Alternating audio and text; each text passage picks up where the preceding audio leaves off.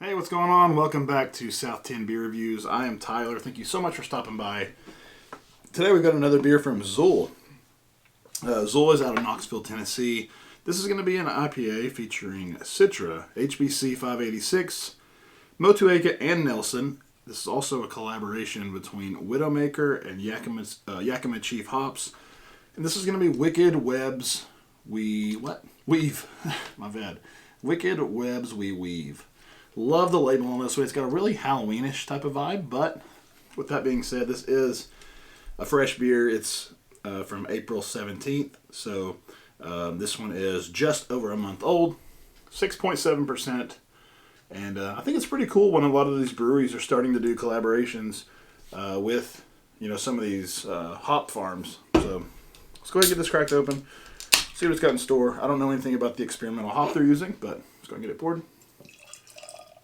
Wow, really, really light colored. Yeah, take a look at that. Insanely light. It looks like orange juice, maybe even a little lighter. It's got about a finger's worth of a bright white head. Pretty soapy. Maybe a little lacing in there. Looks killer in this Ghost in the Machine glass. Let's go ahead and shove our nose in it. Oh yeah, it's just a lot of fruitiness going on. It's just very, very vibrant, soft. Yeah, you do get the white grapiness from the Nelson. What was the other two? I know Motueka and then Citra. It's got a nice kind of mixture of hops. It's got, a lot of the white grape sort of thing, like the earthy kind of vegetal vininess type of dank thing.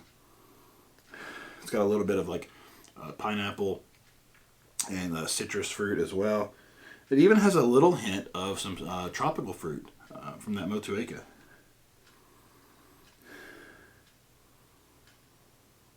Yeah, it's... I don't know if I'm going to go like passion fruit or more of like a... like slight... maybe guava or something. It's got almost like a tart tropical fruit note as well. It smells really nice though. It's got this really soft, very like light, doughy kind of malt character. I think the nose on this one overall is just very soft. It's not like blowing your hair back with like a huge aroma or anything like that. While the aroma is very, very, it's very pleasing. It's very, it has a lot of great smells going on, a lot of great aromas, but it's not explosive. It's just, they're all there. It's nothing too crazy. But overall, this beer just seems like it's going to be very soft as far as like the flavor profile. I feel like it's going to be kind of balanced out with a nice mixture of different hops, different fruitiness from the hops with a light malt. So let's go ahead and give it a try. Cheers.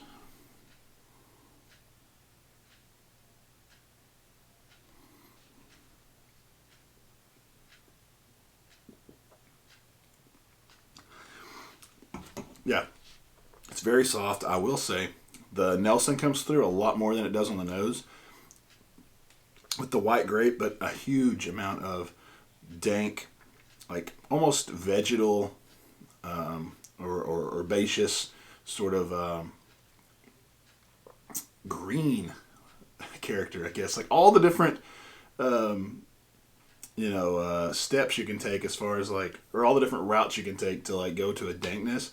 It's earthy, it's grassy, it's vegetal, it's herbaceous. It's kind of got all that going on, and that's really noticeable right up front.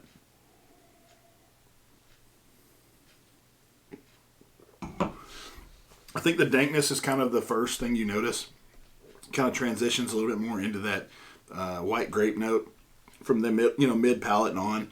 You get sort of the more traditional or more common New England IPA flavors. The citrusiness, the orange, the pineapple, and maybe some stone fruity type of things. It kind of all just rides through very, very easily, very seamlessly. While this beer it kind of drinks more like a pale ale to me. And I say that, but it's just got a nice complexity to it in a way. Even for being a lighter ABV, well, it's 6.7. It's not super light, but for giving me that pale ale type of vibe, it still has a decent complexity to it. Like it's got a hint of bitterness to it as well. Nothing too crazy, but transitioning from that dank quality through all the different portions of the hops, like the white grape, the citrus, pineapple. Then it kind of goes into that more herbaceous note on the back of the palate. And it's got sort of a dank finish on it.